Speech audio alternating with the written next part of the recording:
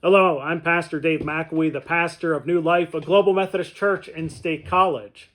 And this is a sermon recap of yesterday's sermon to help remind you of the key parts of the message that should help you answer this next step questions and help in the Bible study as you seek to apply the message to your life this week. Now, our message this weekend came from Acts chapter 1, verses 1 through 12. And in this passage, we heard another account of the ascension of Jesus Christ, as well as his final words to the apostles. And here are our key takeaways. As we start this sermon series and Bible study on Acts, we can see that there's something important about this book of the Bible.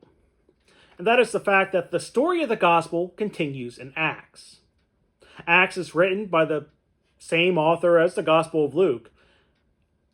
And there is some crossover of information, but that's more of a Bible study question. But basically, when we look at this, the gospel is the life and ministry of Jesus Christ. The book of Acts is showing that didn't end with Christ's ascension, but continued in the church. Now, one of the great promises we have is that we will not be left to our own devices to continue Christ's work. We will have the Holy Spirit, because the sending of the Holy Spirit enables the faithful to continue their work. Christ knew better than to leave us alone to our own devices. So we are relying on the Holy Spirit to be guided, equipped, and strengthened to do the work. We were also given a warning about wanting to jump to the end, because Jesus warns us not to merely focus on the end. In other words, it's not just about getting to heaven. Instead, it's about the work that we're doing as we get there and the journey of our faith.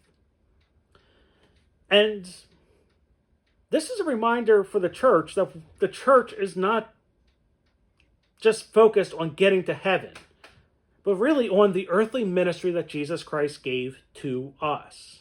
As much as we may be tempted to focus on ourselves and our own salvation, we still have the mission to make disciples. As if to drive this point home, we are reminded by the angels that Christ is coming back.